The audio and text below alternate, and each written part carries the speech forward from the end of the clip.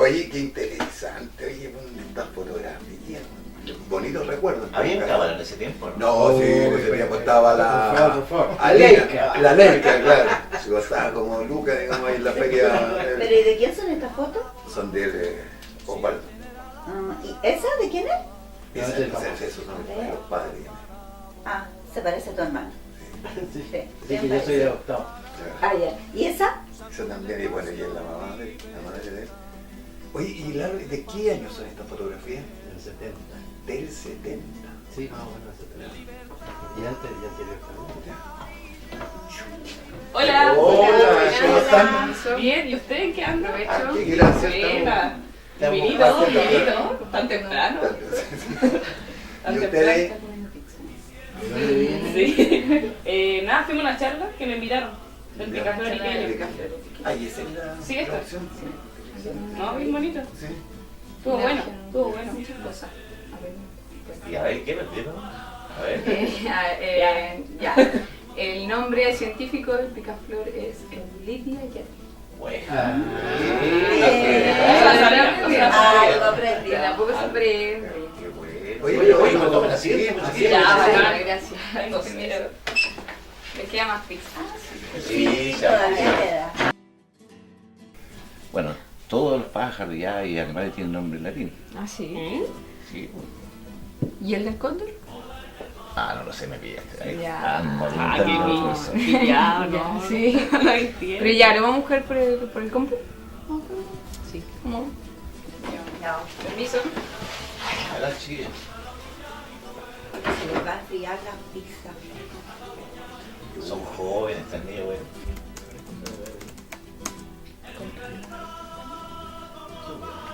¿Y lo qué?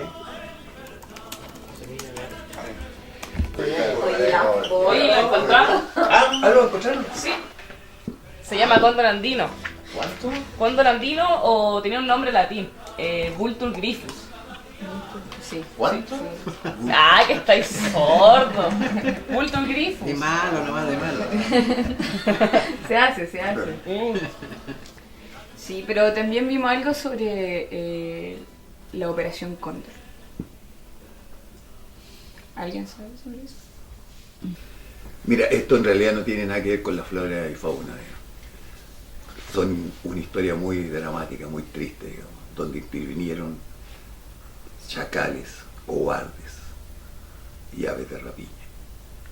Es una historia tan triste y que nos golpeó tan fuerte a nosotros que incluso yo en lo personal llegué a dudar de los poemas de don José Martí, cuando nos contaba y nos decía de que en la tierra había más flores que serpientes. Yo creo que en la década del 70 en Chile había más serpientes que flores. Y si les interesa la historia y la quieren escuchar, necesariamente lo vamos a tener que retraer a la década del 70. ¿Les parece? Resultado de la votación. Por el senador Salvador Allende, 153 votos. Por el señor Jorge Alessandri, 35 votos. Con motivo de la votación producida, el Congreso Pleno proclama Presidente de la República al ciudadano Salvador Allende Gossen. Se levanta la sesión. Con el triunfo de Salvador Allende Gossen como presidente de Chile el 4 de septiembre de 1970, se inició en el país el más ambicioso proceso de cambios sociales, económicos y políticos del que haya sido testigo Chile durante su historia. Como abanderado de la Unidad Popular, Allende no solo se convirtió en el primer mandatario socialista en el mundo en ser elegido democráticamente, sino también el primero en intentar transitar al socialismo mediante la vía pacífica, también llamada Vía Chilena al Socialismo. La posibilidad de ejecutar un golpe de Estado contra el gobierno de Allende por la nacionalización de las riquezas básicas, como el cobre y el salitre principalmente, existió incluso antes de su elección. El gobierno de Estados Unidos, dirigido por el presidente Richard Nixon, y su secretario de Estado Henry Kissinger, influyeron decisivamente en grupos opositores a Allende, financiando y apoyando activamente la realización de un golpe de Estado. En el frente interno, el gobierno se vio enfrentado a la lucha ideológica entre el reformismo y la izquierda revolucionaria, que quería acelerar y profundizar el proceso revolucionario. Al llegar al poder la Unidad Popular y Salvador Allende en 1970, la dirección del MIR determinó suspender cualquier tipo de acción armada al tiempo que define una postura crítica ante el gobierno y de apoyo a la movilización y organización social. El MIR cesó de ser perseguido, dejó la clandestinidad que tuvo hacia finales del gobierno anterior e inició una rápida inserción política en distintos sectores sociales, como los llamados frentes intermedios de masas. El movimiento de campesinos revolucionarios, el movimiento universitario de izquierda, el Frente de Trabajadores Revolucionarios, el Frente de Pobladores Revolucionarios y el Frente de Estudiantes Revolucionarios.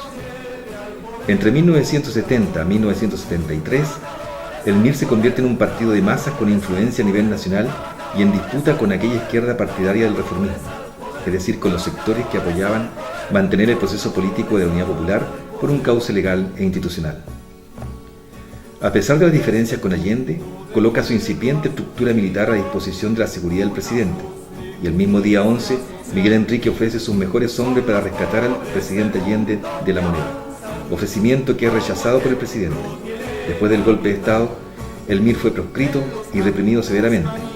Centenares de sus dirigentes y militantes sufrieron la tortura, muerte o desaparición forzada, y hasta el día de hoy muchos de ellos permanecen en calidad de detenidos desaparecidos.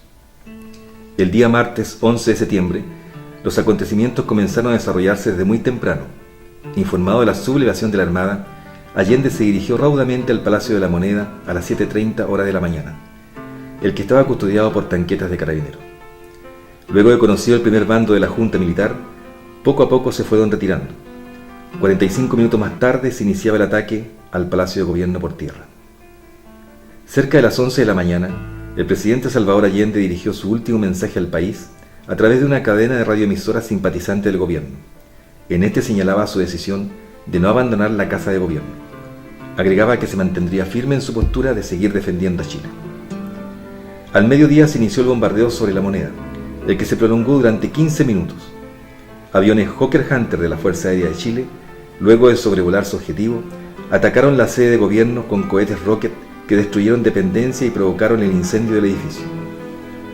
Pocos minutos después, caía la Moneda y el presidente Salvador Allende era encontrado muerto en el salón principal del palacio. Junto con la muerte del presidente Allende, se inicia en Chile la más cruel de las dictaduras en la historia del país.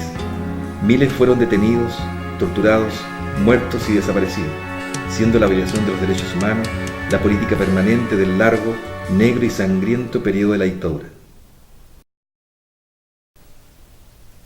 ¿Y en Arica cómo se vivió eso? Mira, en realidad en Arica fue lo mismo que pasó a nivel nacional. En los primeros momentos, un allanamiento a la universidad, a la industria, persecución a los dirigentes políticos, y lamentablemente para nosotros como organización estaba acá presente en la ciudad de Arica nuestro máximo dirigente regional, Jorge Fuentes Alarcón, que era conocido por nosotros como el Trosco Fuentes, ¿ya? Y eso significó que se desatara inmediatamente una represión a lo que es la organización nuestra. ¿Están listos los compañeros? Ya llegaron, compañeros.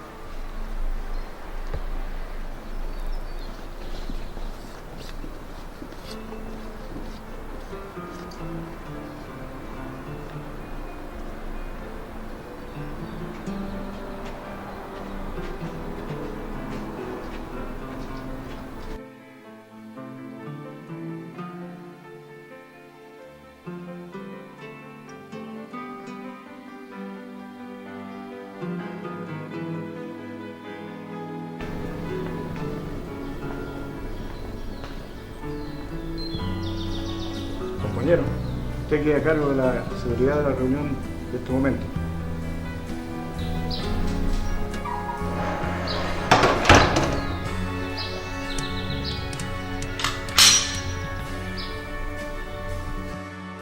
Compañeros, la coyuntura política que azota al país exige una reunión con todas las estructuras partidarias para recibir las nuevas direcciones que el Comité Central ha dado para esta situación. Dejo con ustedes al encargado del Comité Central y miembro regional, al compañero Alejo. Como dijo el compañero Raúl, la situación política se ha agudizado. En el último discurso del compañero Miguel Enríquez en el Teatro Caupolicán, deja en claro la coyuntura que estamos viviendo y la que viviremos. Debemos redoblar nuestro trabajo político y fortalecer nuestra organización partidaria, lo que nos permitirá hacer frente a la sonada fascista o a un posible golpe militar. El partido ha sido claro. En cada unidad y en cada base debe existir una casa de seguridad, una casa de reunión y una casa de cuartelamiento, y en lo posible también existir alguna casa de recambio.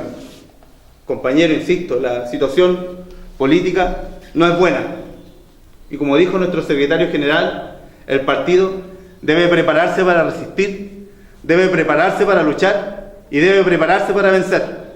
Compañeros, como dijimos al comienzo de esta reunión, esta no puede prolongarse, y desde aquí nos vamos a los lugares de acuartelamiento. Segundo, la incapacidad del gobierno para adoptar las medidas que permitan detener el proceso y desarrollo del caos. Tercero, el constante incremento de los grupos armados paramilitares, organizados y entrenados por los partidos políticos de la Unidad Popular, que llevarán al pueblo de Chile a una inevitable guerra civil. Las Fuerzas Armadas y Carabineros de Chile declaran, primero, que el señor Presidente de la República debe proceder a la inmediata entrega de su alto cargo a las Fuerzas Armadas y Carabineros de Chile.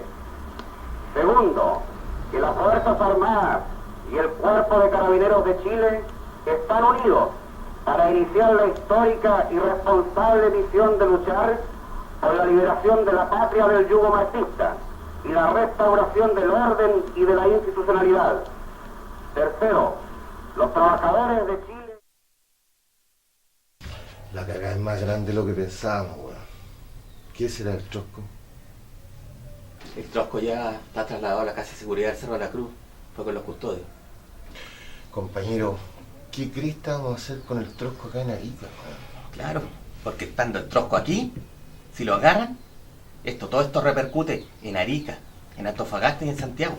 Mire, compañero Gregorio, lo primero que hay que hacer, como estamos tan para la cagada y somos conocidos, hay que activar la dirección de recambio de acá de Arica, urgentemente.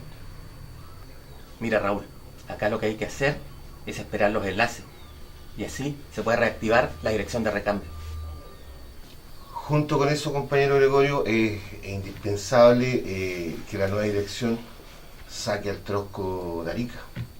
Sí, tienes razón, pero definitivamente va a tener que ser por el Perú, porque vía aérea o vía terrestre por el sur no se va a poder, es imposible. ¿Y quién se puede encargar de esta misión? Mira, yo creo que el más indicado es el Barba. Junto con el Barba tendría que ser el grupo completo, el Mauro, el Homero y el Teo. Claro. No se explica de otra manera. Es lo más indicado. Te comunico que soy parte de la dirección de recambio del partido. ¿Qué pasa con la otra dirección? Está clandestinidad. ¿Pero se está en contacto con ella? Sí, a través de enlaces que funcionan relativamente bien. Pero ahora hay un problema que tiene el partido muy tensionado. Se trata sobre el Trosco. ¿Qué pasa con el compañero? ¿Tú sabías que del primer bando militar en Arica lo citaron? Y lo están buscando con orden de captura, vivo o muerto. ¿Pero él está protegido, resguardado? Ese es el problema. Hemos quemado ya muchas casas de recambio y seguridad. Por orden de la dirección local del MIR, hemos recibido la orden de sacarlo del país. Para esto tenemos un operativo que está bien avanzado. Y queremos por lo menos que en un par de días más ya podemos llevarlo a cabo. Pero el problema ahora es que no hay un lugar seguro donde darle resguardo. ¿Tú podrías hacerte cargo algunos días? Déjame preguntarle a mi hijo.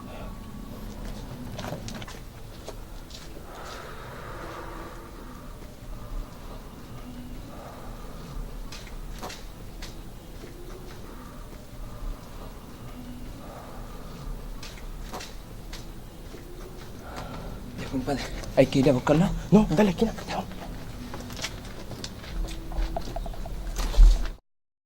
En esta casa, que era una casa de familia, se acogió a un compañero perseguido por la dictadura que se llama Jorge Fuentes. Trosco Fuentes. Tuve el honor y tuvimos el honor como familia de tenerlo en nuestra casa, que era una casa de familias de izquierda. Estuvo perseguido y llegó en el periodo del año 1973, mediados de octubre, perseguido, y llega a través de un compañero. Me recuerdo que yo lo vi en la calle, aquí en Azola, lo vi en la calle, una persona, el Trosco, una persona alta, grande, pelo ondulado, y me pareció, iba con otro compañero, Carlos Moya, amigo mío. Él llega a mi casa y nos solicita a mi familia, a mis padres, si lo podíamos tener oculto porque lo perseguía. Él estuvo desde más o menos desde mediados de octubre hasta finales de octubre en esta residencia.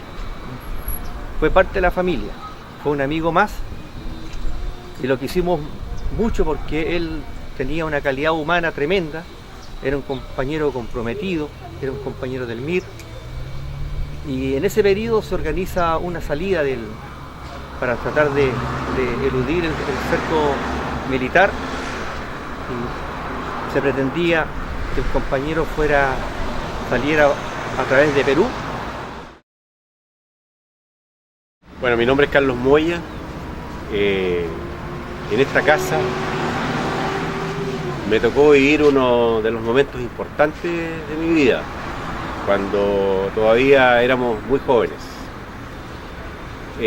Aquí en 2 oportunidades me tocó sacar a Trosco Fuentes en aquellos días de octubre del año 73, cuando la situación en este país era bastante complicada, había una persecución tremenda, y nosotros teníamos claro de que Trosco Fuentes estaba en un momento muy crítico, en una situación que lo ponía en algo muy difícil, y que la única, digamos, alternativa que teníamos para él era sacarlo del país. Eso significó montar toda una operación que nos permitiera poderlo sacar de este país, y obviamente nos demandó tiempo, nos demandó un gran esfuerzo, mucho sentido común. Éramos muy jóvenes y obviamente de repente eso atentaba un poco, ¿no es cierto?, contra ciertas condiciones que debían ser pensadas con bastante racionalidad. Sin embargo, la operación se llevó a cabo, se hizo en 2 oportunidades, porque en la primera fue una situación fallida.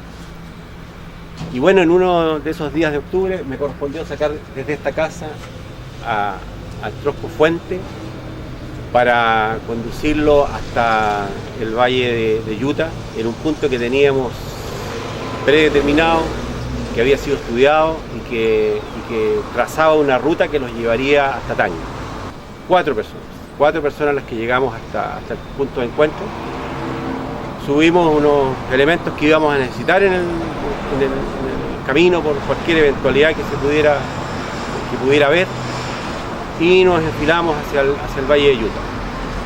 Llegamos al punto determinado y nos despedimos del Trosco Fuente, y él, ¿no es cierto?, enfrentaba toda una situación dificultosa, porque era una travesía por una parte del desierto, y que lo tenía que conducir hasta en este caso hasta la frontera, y decía obviamente que fue fallida, ya que él, digamos, en este caso él iba acompañado de otra persona, se perdieron en el trayecto, dieron una vuelta que nos hizo cruzar como en 2 o 3 oportunidades el mismo río, y ellos finalmente lograron tener una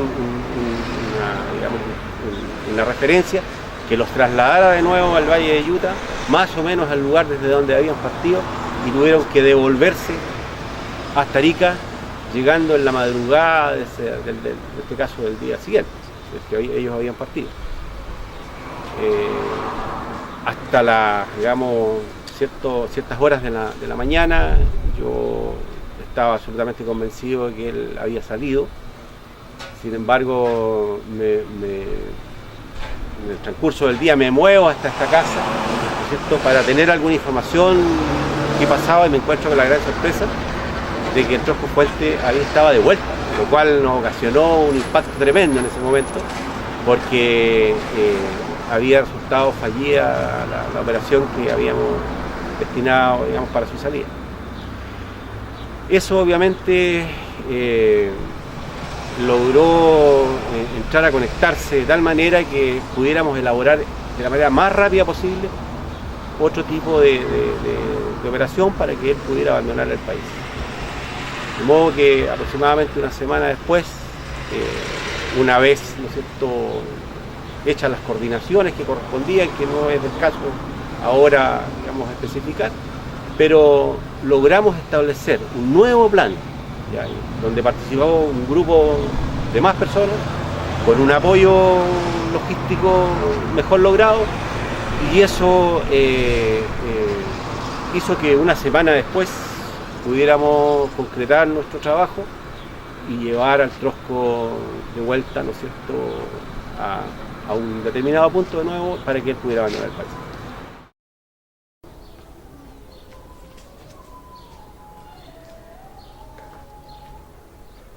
Niño, tienes que cubrir un punto en la Catedral San Marcos.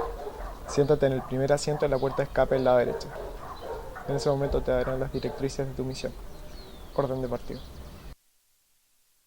Ya a esa altura sabíamos efectivamente que Jorge Fuente estaba siendo buscado por un listado nacional, estaba dentro de las personas más buscadas del país y estaba radicando aquí en Arica.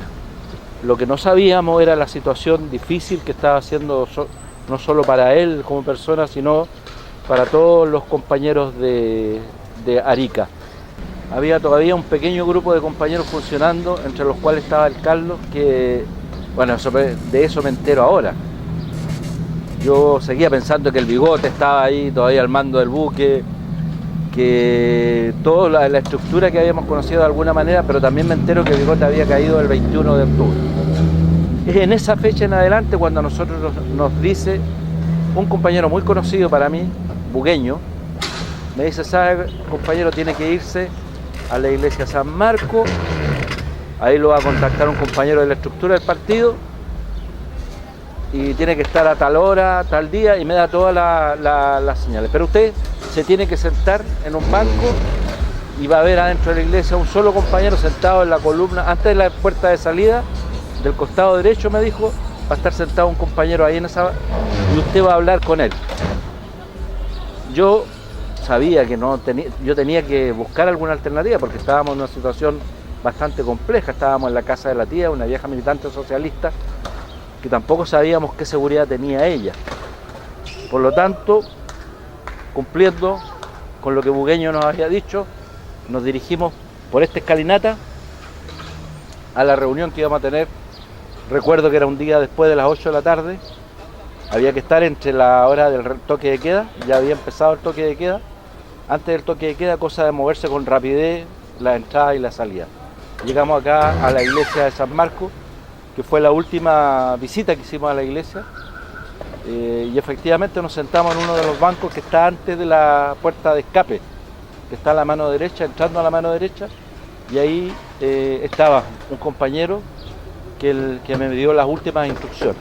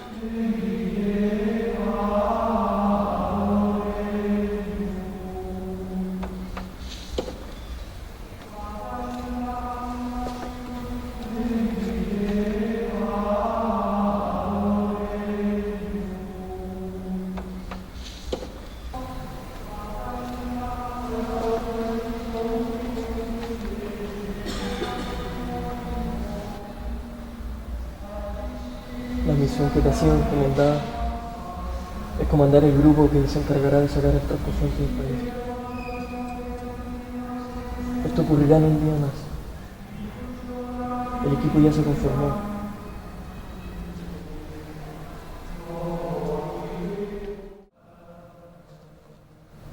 Se contactarán contigo para afinar los detalles.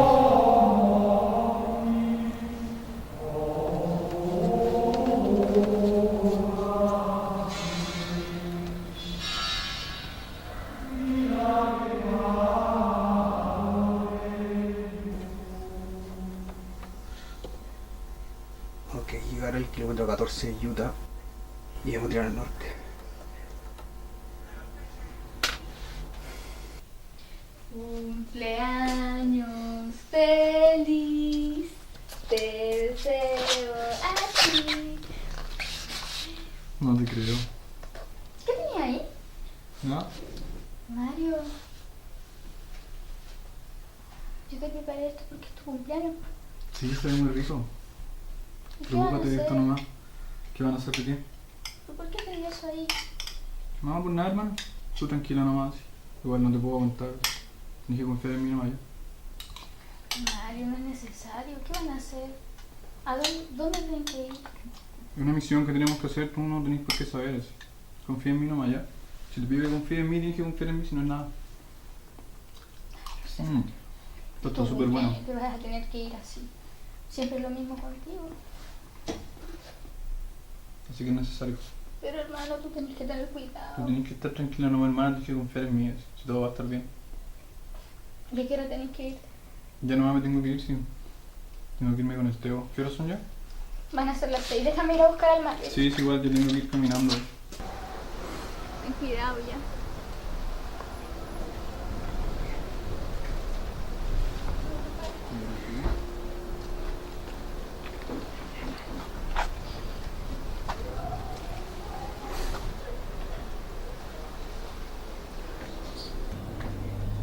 Tengo el profundo sentimiento que no voy a volver a ver al Mario.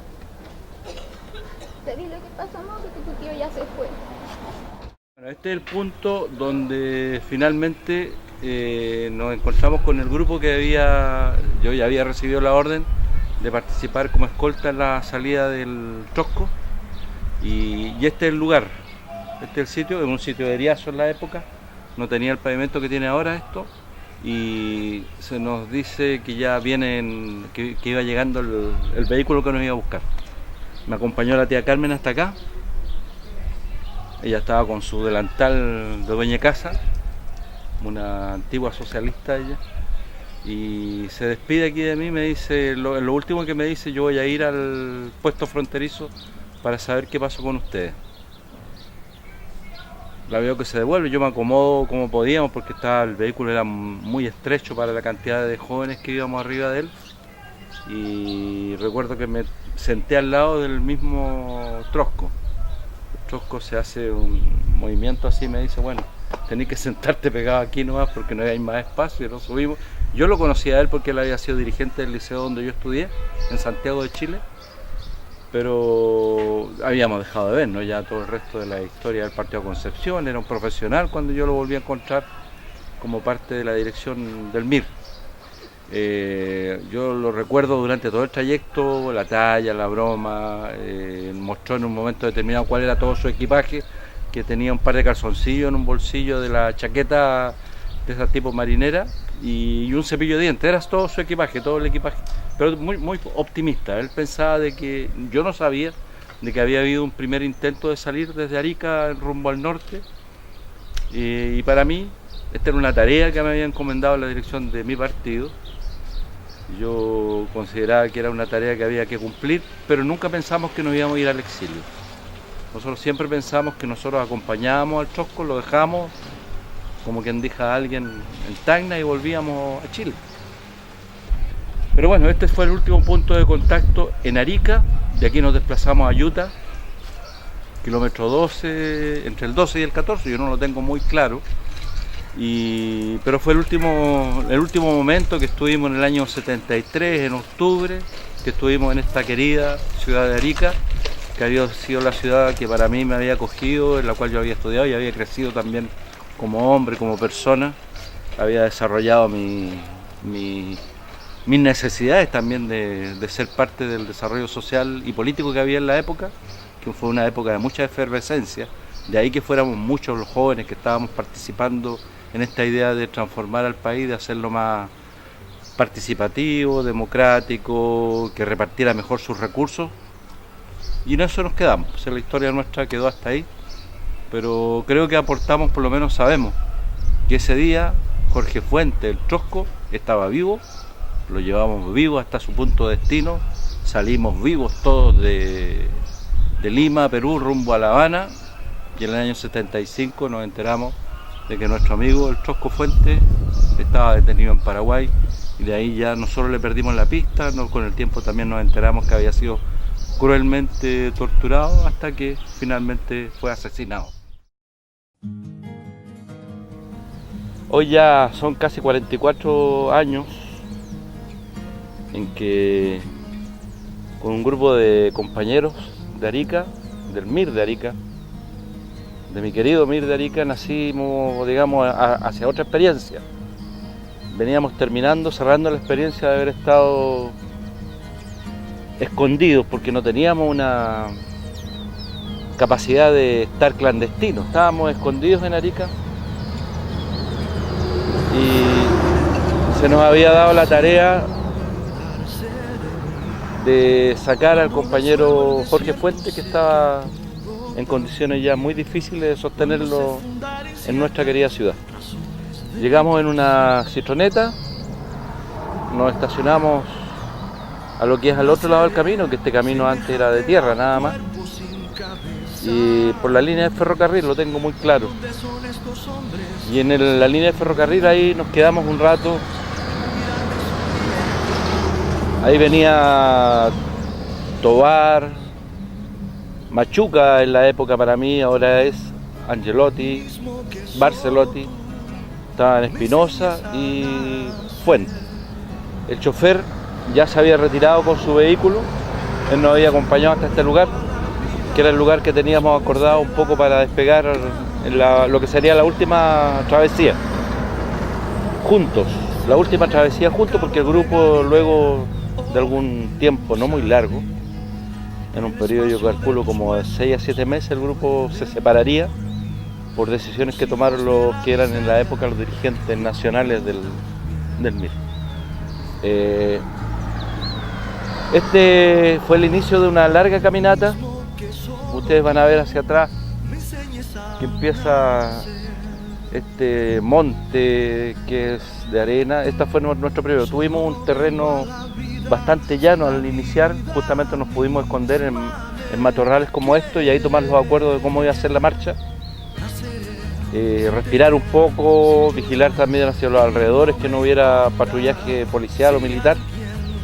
Y cuando nos dimos cuenta que efectivamente estábamos solos en medio de la nada, comenzamos a caminar. Hemos ido avanzando con el grupo. La caminata fue difícil. A tramos se nos hacía complicado apoyar al Jorge, pero manteníamos la convicción que teníamos que llegar a donde nos habíamos propuesto. Manteníamos la orientación nocturna de caminar por esta zona que a todas luces no tiene muchos referentes. El único referente que uno mantenía era lo que nos podía dar el cielo. Y manteníamos la dirección porque la idea era llegar al puesto fronterizo Santa Rosa, hacia allá, pero sobrepasarlo. O sea, tampoco pretendíamos quedarnos ahí. No puedo explicar por qué teníamos esa decisión, simplemente nosotros incluso pensamos en algún momento que teníamos que llegar a la ciudad de Tacna. Finalmente no nos dio el cuerpo, la fuerza. De pronto ya casi al amanecer veíamos que empezó a aparecer los primeros rayos del sol, la claridad del día, y nos sorprende, pero ya del lado peruano.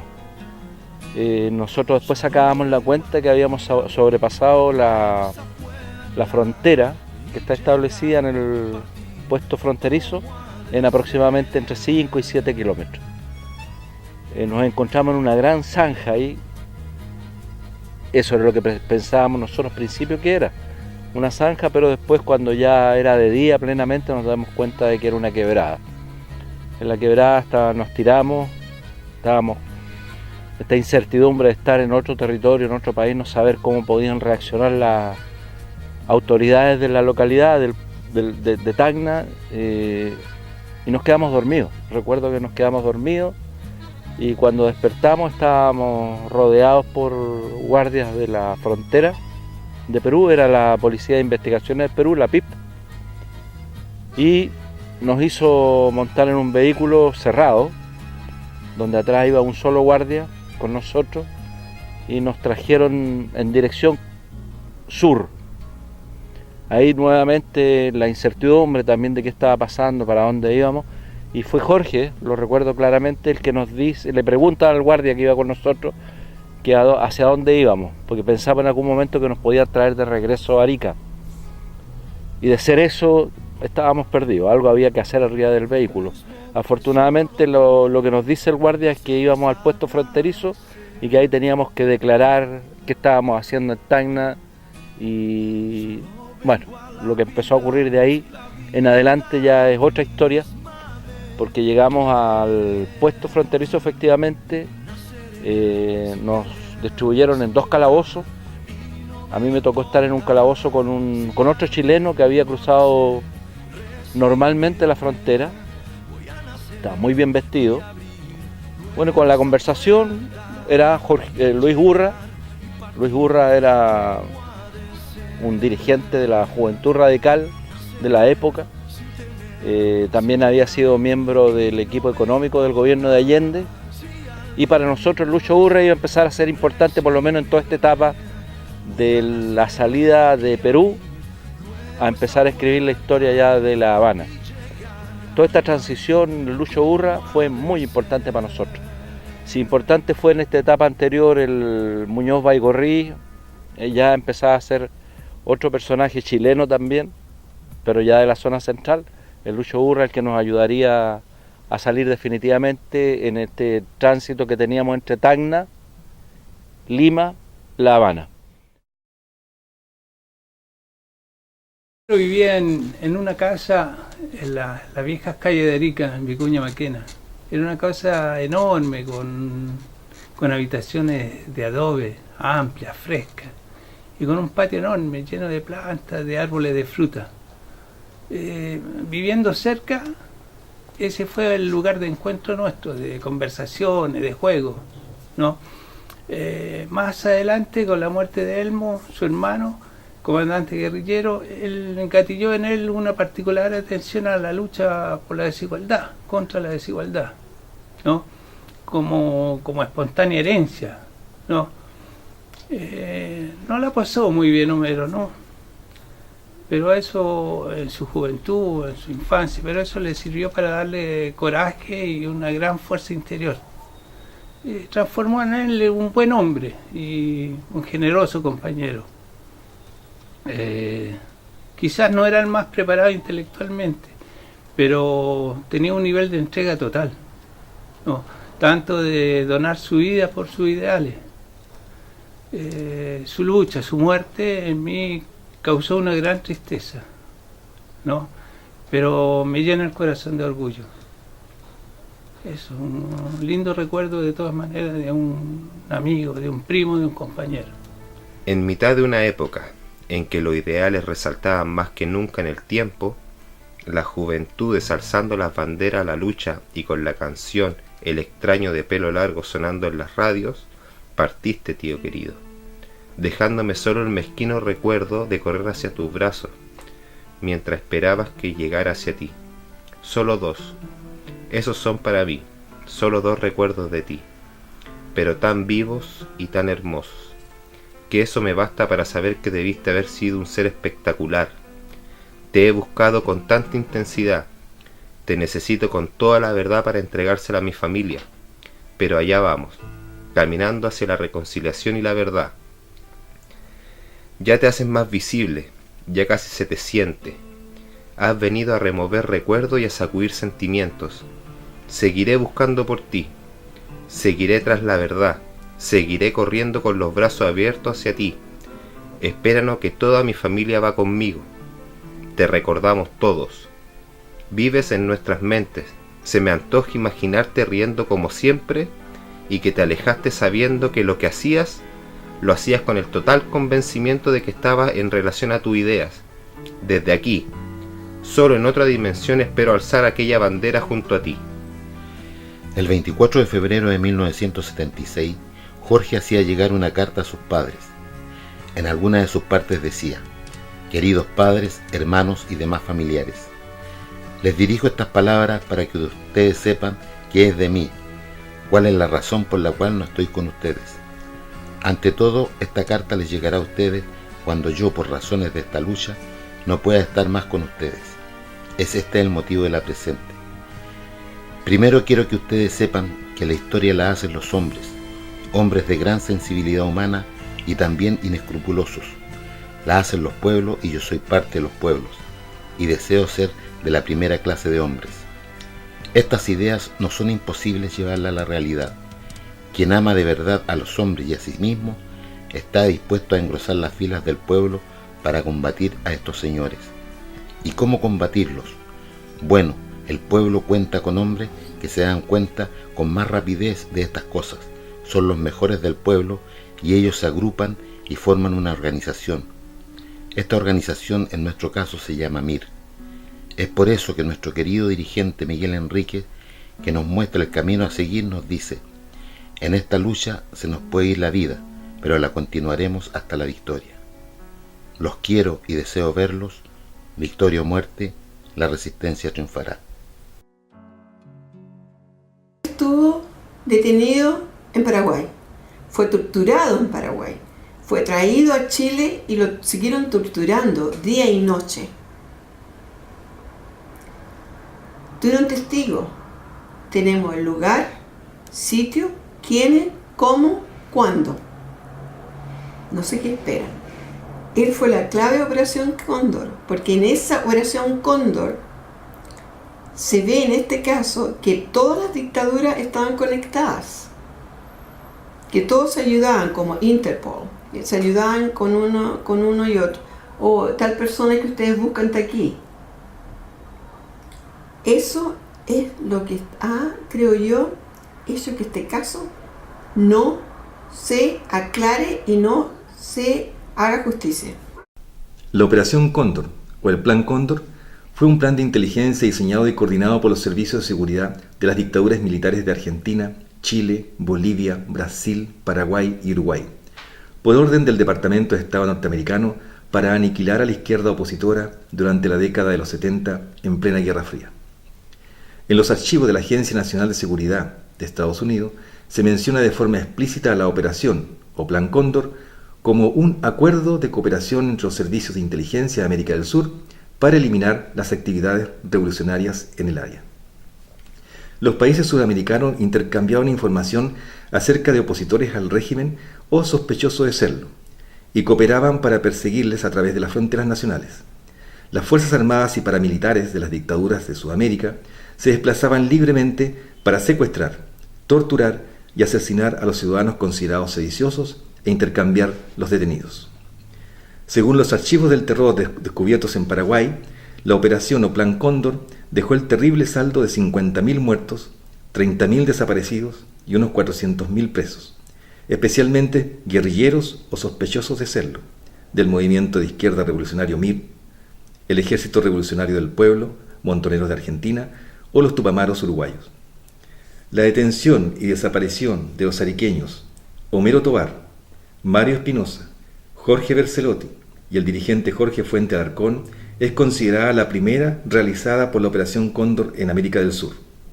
Recién, el año 2011, la Comisión Asesora para la Calificación de Detenidos, Desaparecidos, Ejecutados Políticos y Víctimas de la Prisión y la Tortura en Chile reconoció a los 3 jóvenes ariqueños como víctimas de violaciones de derechos humanos. Yo jamás podría dimensionar lo que nos iba a tocar después vivir.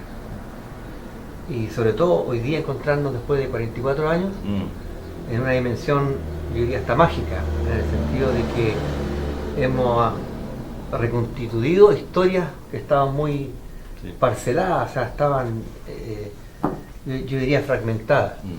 Y creo que agradezco también esta posibilidad que Miguel, Sergio, Lalo, que han permitido reconstruir de manera sistemática y también incorporando la parte de mucha emoción, porque estamos hablando de situaciones que eran muy complejas y también que nos permitió reconocernos hasta dónde nosotros podíamos dar en un momento tan oscuro que vivimos, y la grandeza también de esas situaciones, sin pensar, y eso que hoy día lo puedan reconstruir e incorporar la pieza que faltaba, que eras tú, que nos diste un gran relato. Con Carlos nosotros estuvimos siempre en contacto porque fue nuestro punto de encuentro, nuestro enlace, y eso creo que va a ser muy importante para la sociedad chilena, para nosotros, para los jóvenes, que conozcan esta parte de la historia que habla de personas humanas y personas notables, que nosotros hicimos un gran esfuerzo para que estas personas los cuidáramos y pudieran salir vivos de Chile. No, mira, la verdad es que en mi caso yo juego un poco con dos escenarios, ¿ya?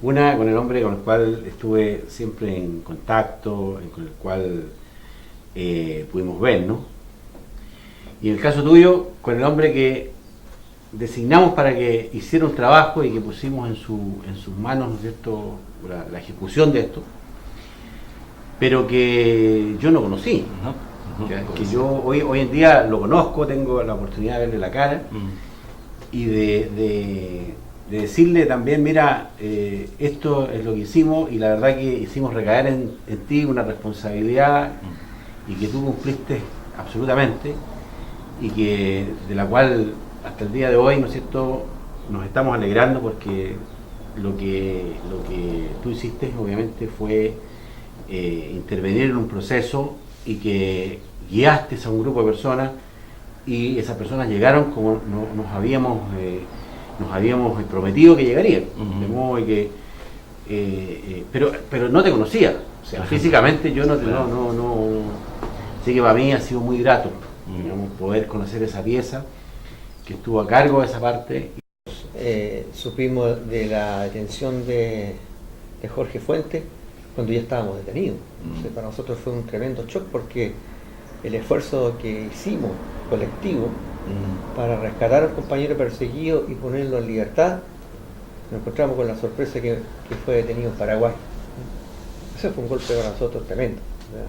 Como fue también la muerte de Miguel, y nos pilló justamente en una situación de estar detenido por luchar contra la dictadura.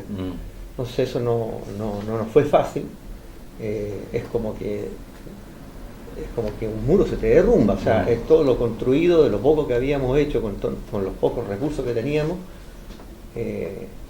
Conocer de la detención del Trosco fue un golpe muy grande para todos. O sea, yo me imagino para todos los compañeros que estaban incorporados en esta tarea de sacar, o sea, nosotros nunca hablamos de temas de lo que nos correspondió con Bueno, Carlos. Igualmente, o sea, fue, por decirlo menos, muy decepcionante, que por el hecho de que de una u otra manera, ¿no es cierto?, como tú bien lo dices, nos jugamos por que ellos estuvieran bien.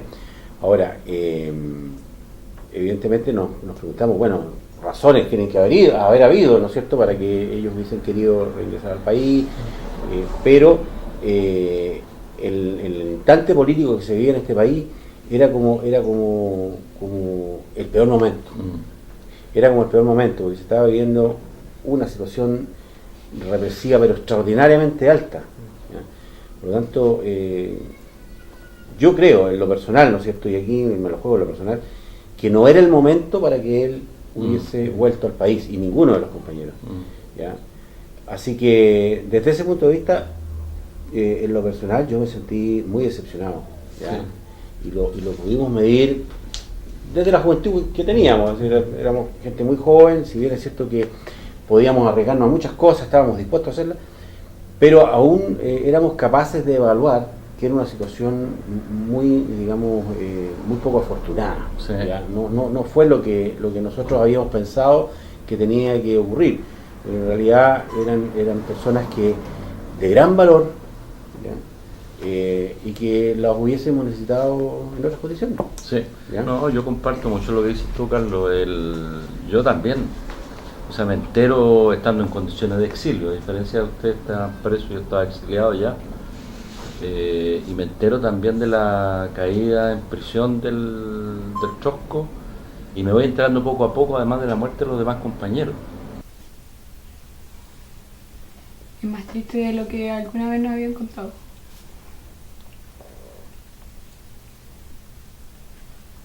Ahora ustedes nos pueden entender perfectamente por qué nos duele septiembre. Cuando uno piensa en los 3 jóvenes ariqueños que dieron su vida para cumplir la hermosa consigna que teníamos nosotros, el patria o muerte, venceré.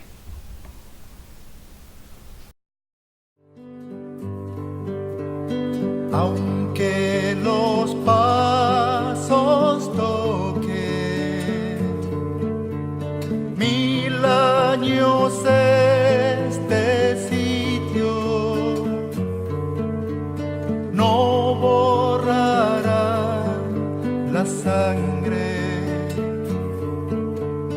de los que aquí cayeron.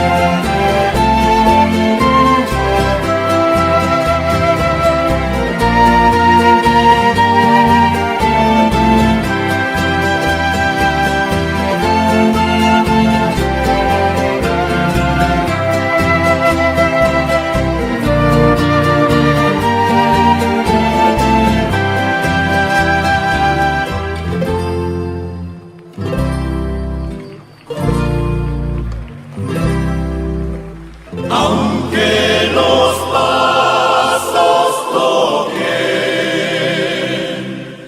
1000 años este sitio, no borrarán la sangre